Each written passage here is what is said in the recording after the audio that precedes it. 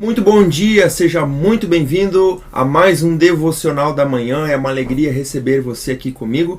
Que Deus possa falar com você nessa manhã em nome de Jesus, amém? Estamos aqui de segunda a segunda, todos os dias, lendo a palavra, sendo edificados, estando em oração, em comunhão, e eu convido você que está talvez pela primeira vez aí a estar comigo todos os dias, tá bom? E que Deus possa abençoar a tua vida. Nós vamos dar continuidade à nossa leitura lá no livro de Atos. Nós vamos ler agora ali no capítulo 24, onde Paulo é julgado diante de Félix. Ou seja, você lembra que ontem nós falamos a respeito de Paulo ter sido levado até Félix pelo comandante Lísias. Então, Paulo foi até lá e aí os acusadores dele, que eram os judeus, vão ir até ele agora nesse momento. Então, ele ficou esperando por alguns dias e agora nesse capítulo 24, então, nós vamos ler a respeito da chegada, então, dos líderes judeus para acusarem Paulo diante de Félix, né? Então, nós vamos ler ali versículo 1, capítulo 24 de Atos dos Apóstolos. 5 dias depois, então, Paulo ficou esperando lá 5 dias, né? 5 dias depois, o sumo sacerdote Ananias, lembra quem era Ananias? É aquele que ordenou aos homens que batessem na boca de Paulo. Era esse mesmo sacerdote que foi até lá, né, diante de Félix acusar Paulo. Ele desceu a Cesareia com alguns dos líderes dos judeus e um advogado chamado Tértulo, os quais apresentaram ao governador suas acusações contra Paulo. Quando Paulo foi chamado, Tértulo apresentou sua causa a Félix. E ele disse assim: temos desfrutado de um longo período de paz durante o teu governo. Agora ele começa, né, a adular, né, a bajular Félix. E teu providente cuidado resultou em reformas dessa nação. Em tudo e em toda parte, excelentíssimo Félix, reconhecemos esses benefícios com profunda gratidão.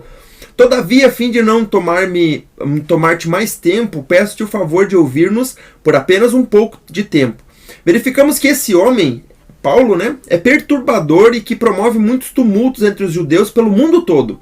Ele é o principal cabeça da seita dos nazarenos. Eles chamam essa seita de nazarenos por conta de Jesus ser de Nazaré.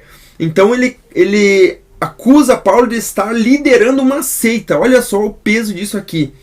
E ele diz assim: e tentou até mesmo profanar o templo, então prendemos e quisemos julgá-lo segundo a nossa lei. Mas o comandante Lísias, que era o comandante que pegou Paulo naquela confusão, né, diante do Sinédrio, onde Paulo estava ali, interveio e com muita força o arrebatou de nossas mãos e ordenou que seus acusadores se apresentassem.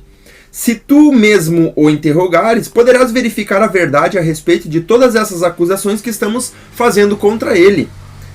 Os judeus confirmaram a acusação, ou seja, aqueles que estavam junto, né, confirmaram a acusação, garantindo que as afirmações eram verdadeiras.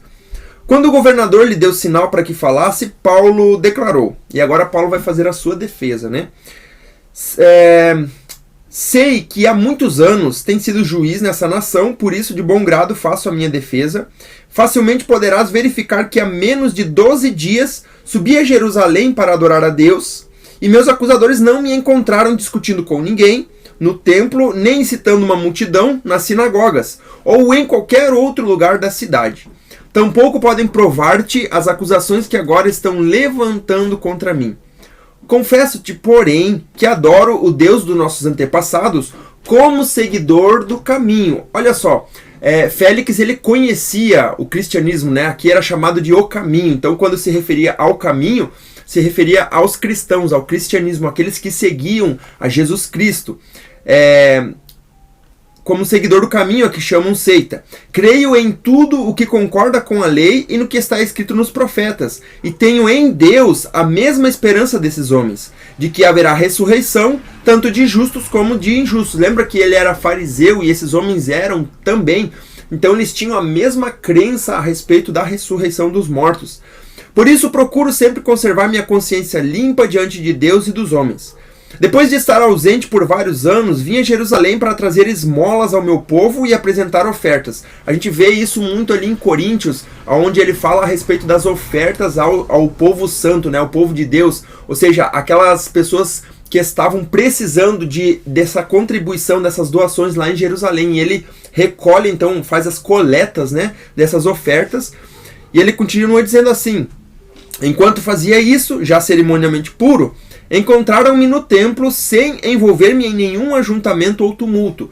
O que Paulo estava querendo dizer aqui? Que o tumulto que acontecia onde ele estava não era por causa dele. Ou melhor dizendo, não era ele que causava esses tumultos, mas eram os judeus que não concordavam com aquilo que ele pregava. Então aonde ele ia, ele pregava tudo certo, as pessoas se convertiam, quem não queria se converter não se convertia, não havia tumulto algum. Mas quando esses judeus que não aceitavam aquilo que ele falava chegavam, eles causavam um tumulto por conta daquilo que Paulo estava falando. E era isso que Paulo estava tentando fazer com que eles entendessem, né? Ou melhor dizendo, Félix entendesse. Mas alguns judeus da província da Ásia que deveriam estar aqui diante de ti e apresentar acusações, se é que tem algo contra mim. Ou os que aqui se acham deveriam declarar que crime encontraram em mim quando fui levado perante o Sinédrio, a não ser que tenha sido este. Quando me apresentei a eles, bradei: por causa da ressurreição dos mortos estou sendo julgado hoje diante de vocês. Então aqui nós vemos ali, tinha os saduceus que não criam na ressurreição dos mortos, tinha os fariseus que criam. Então havia ali uma confusão gerada, e talvez Paulo se explicou de algum tipo de confusão ter sido gerada por esse motivo, né? Então Félix, que tinha bom conhecimento do caminho, ou seja, ele conhecia quem era Cristo, o cristianismo, né? Ele adiou a causa e disse: quando chegar o comandante Lísias, decidirei o caso de vocês. Por quê? Porque o comandante Lísias estava presente em toda essa confusão que aconteceu ali quando Paulo foi levado diante do Sinédrio, né, dos líderes religiosos. Então, talvez o comandante tivesse algumas informações necessárias para que o julgamento continuasse, né? E ordenou ao centurião que mantivesse Paulo sob custódia, mas que lhe desse certa liberdade e permitisse que os seus amigos o servissem. Porque ele não viu nada em Paulo, ele não percebeu crime na vida de Paulo, nas atitudes de Paulo. O que estava acontecendo é que os líderes do judaísmo, os líderes dos judeus, estavam contra Paulo, mas Paulo não tinha cometido nenhum crime, e Félix percebeu isso. Vários dias depois, Félix veio com Drusila, sua mulher, que era judia. Então, a mulher de Félix era judia, então por isso que Félix conhecia a Jesus Cristo, conhecia o caminho, sabia que as promessas, as profecias a respeito de Jesus, né? Mandou então chamar Paulo e o ouviu falar sobre a fé em Cristo Jesus. Quando Paulo se pôs a discorrer acerca da justiça, do domínio próprio e do juízo vindouro, Félix teve medo. Olha que interessante.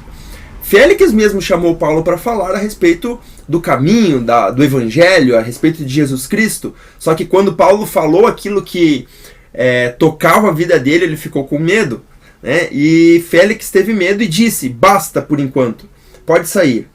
Quando achar conveniente, mandarei chamá-lo de novo. Provavelmente Félix ficou pensando naquilo que Paulo falou, né? Ao mesmo tempo, ele esperava que Paulo lhe oferecesse algum dinheiro. Então Paulo sabia, Paulo falou sobre justiça, domínio próprio e juízo vindouro. Só que olha só o que estava na cabeça de Félix. Ele estava, ao mesmo tempo, esperava que Paulo lhe oferecesse algum dinheiro, pelo que mandava buscá-lo frequentemente e conversava com ele. Por quê? Porque ele esperava que Paulo pedisse: olha, me liberte, me solte, eu te dou dinheiro para isso. Ou seja, ele esperava que Paulo fosse comprar ele, né? Ou comprar a sua liberdade. Apesar de ser fora da lei, contra a lei, essa atitude era muito comum nos tempos de Paulo, né? E que isso acontecesse. Então, Félix estava esperando que Paulo fosse dar dinheiro pela sua liberdade, mesmo contra a lei, né? Mas não foi o que Paulo fez. Passados 2 anos, então, olha só, Paulo ficou nessa situação 2 anos. Félix foi sucedido por Pórcio Festo. Todavia, porque desejava manter a simpatia dos judeus, Félix deixou Paulo na prisão. 2 anos ele ficou aqui nessa situação, preso.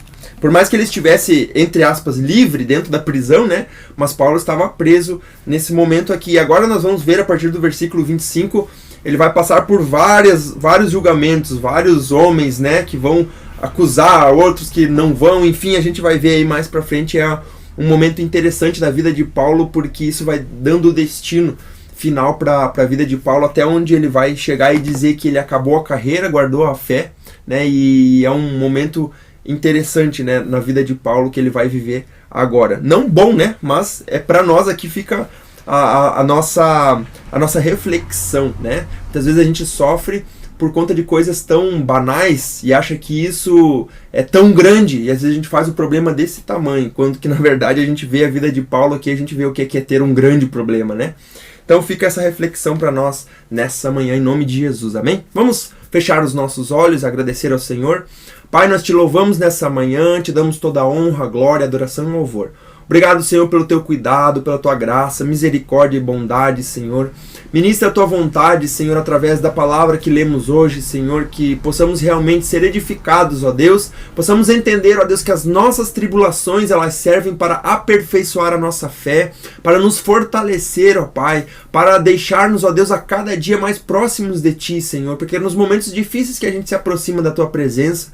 Por isso, Senhor, que Tu possa fazer com que a gente venha confiar em Ti, Senhor, nesses momentos difíceis e aprender a cada dia a viver Teu propósito na nossa vida.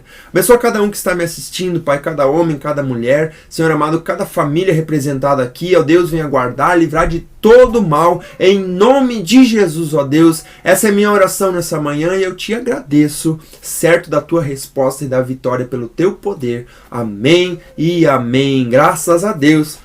Que Deus abençoe tua vida e que você possa ter uma ótima sexta-feira. Se inscreve no canal, curte o vídeo, ativa o sininho das notificações também, tá? Deixa o seu comentário e, se você puder, compartilha com mais pessoas esse devocional para que mais pessoas sejam abençoadas com a palavra. E amanhã eu espero você aqui a partir das 6 horas, sábado, para nós estarmos aqui mais uma vez estudando a palavra e sendo edificados. Eu conto com você. Um grande abraço e até lá!